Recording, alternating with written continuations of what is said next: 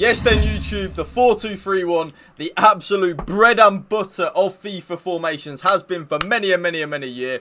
Super OP, always has been, and if I'm honest with you, always will be. So without any further ado, let's get straight into the custom tactics. So it is balanced on the defensive style, but, and there is a but, pressure on heavy touch definitely is usable. So if you are someone that does want to press a little bit, I actually don't. I do prefer having balanced. I like basically being in control of where and when my team presses the ball. But, and there is a but, if you do want that pressure, like that pressure tactic, that pressing tactic, definitely use pressure on every touch. You can use it from minute one. So in my opinion, definitely give it a go. For your cheapest and most reliable place to buy your FIFA 23 Ultimate Team coins, please do check out mmoexp.com. Link is down in the description below. Use the code WOLF at the checkout for 5% off your order. The defensive width then YouTube is all the way down to 30. Yes, 30. We are very narrow and very compact in the 4-2-3-1. I want my left back to be tucked into my left centre back, my right back to be tucked into my right centre back,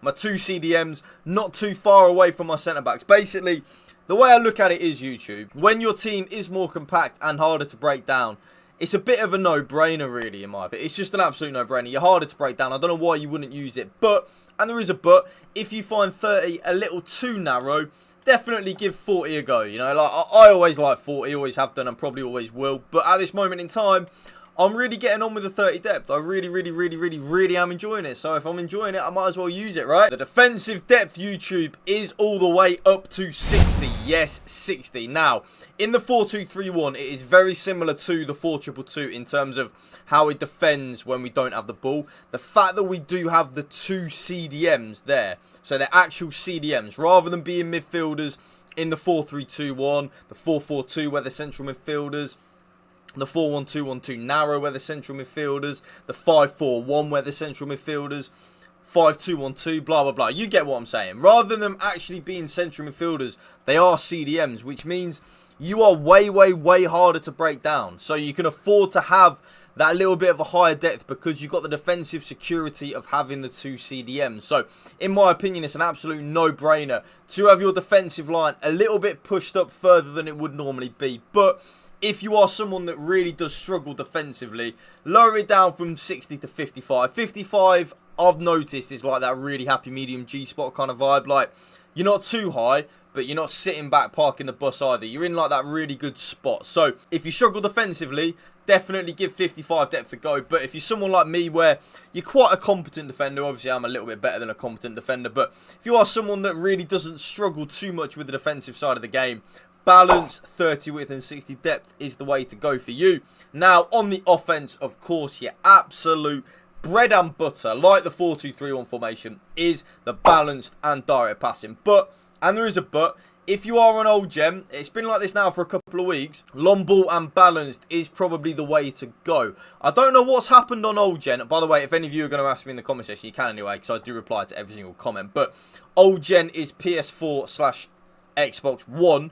New gen is PC, PS5, Xbox Series X and S. So they're the two differences. There's actually quite a big difference in the gameplay as well. But balanced and direct passing doesn't work on old gen anymore. Well, it does, but it's just not as good as what it used to be. And long ball and balanced, for me, it's good. Like, it really is good. But balanced and direct passing for me. Offensive width, I actually leave it on 50 with the 4-2-3-1. So my lamb and my ram, I like where they are anyway. I don't really want to make them more narrow or too wide. I just kind of like where they are. I like where my CDMs are. I like where my striker is. I like where the lamb and the ram and the middle cam is. I just like it. So if it ain't broke, don't try and fix it. Players in the box, of course, we're back to 7. No real method to the madness. I just always think the more players you have in the box, more likely you are to score a goal. Really is that simple for me. That's the way I look at it. Last but not least, 2 corners and 2 free kicks to stop you getting counter-attacked on a lot from your own corners. So, custom tactics done. The most important player in the 4-2-3-1, in my opinion, is the cam and the striker. So this middle cam and the striker, they are so important. So that's where you're probably going to want to have your best 2 players. We are on the road to glory right now, by the way. 2 CDMs are irrelevant and back 4 is pretty irrelevant. So, player instructions. They've actually changed quite a bit from my last 4-2-3-1 tactics video, YouTube. Okay, so the middle striker, well, the only striker, the striker, you know what I mean.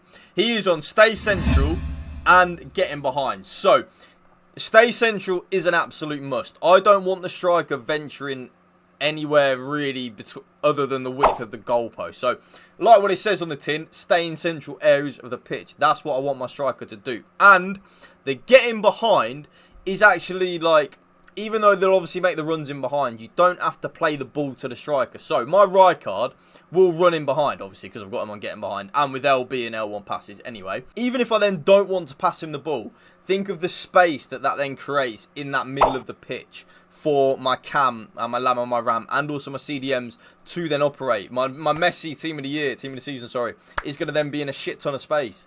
Use and abuse it. The middle cam, so the cam, because I call the outside, the left-sided cam and the right-sided cam, the ram and the lamb, even though they're not, but that's what I call them.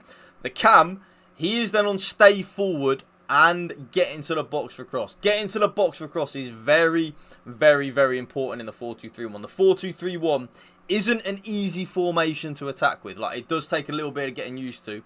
So having the cam on getting to the box for cross really does help in terms of the attacking side and the offensive side of the game. You will score more goals with that, believe you me. Stay forward is because you will see what I have on my lamb and my ram right now. I have my lamb and my ram both on comeback on defence, and then as well get into the box for cross. So come back on defence on the ram and get into the box for cross. Come back on defence on the lamb and get into the box for cross. So, very important. The lamb and the ram will tuck back in next to the two CDMs when we don't have the ball. And my cam will then kind of float in that number 10 position. It's very good for the counter-attack. For my Messi to then pick up the ball. He will then be in a lot of space. You don't really want a lot of defensive duties on your middle cam. So just let him just be that little free player, you know. The defensive solidity will come from having the lamb and the ram on come back on defence and get into the box for cross. Get into the box for cross, of course. Like I said, with the players in the box on the tactics. More players in the box, more likely you are to score a goal. That's simple. Now, I then have one CDM on cover centre. That is it. So, my Luka Modric, the CDM, basically YouTube, the CDM that's more defensive, so for me it's Red Fofana, he is then on stay back while attacking and cover centre. The more attack-minded CDM is then on balanced attack and cover centre. So the more attack-minded CDM for me, of course, is Luka Modric. He will then ever so slightly venture forward. Not completely YOLO. He won't just completely push forward all the way.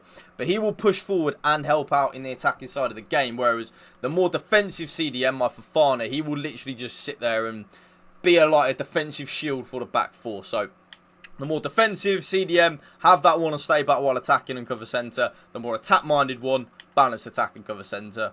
Last but not least, YouTube... Well, actually, no, I've still got the goalkeeper. The left back and the right back are on stay back while attacking. So, I don't attack at all with the left and the right back. I don't really feel the need to in the 4-2-3-1. So, both of them are on stay back while attacking. And last but not least, YouTube comes for crosses and sweeper keeper on the goalkeeper. And that right there is my updated 4-2-3-1 custom tactics video for you guys. If you did enjoy this video, please, please, please drop a like on it. Drop a comment down below. I do reply to every single comment. And hit that subscribe button to my channel. Let's hit 30k before EAFC 24 drops. Thank you for watching. Remember, spread the love of positivity. PMA, positive mental attitude. Peace out. One love.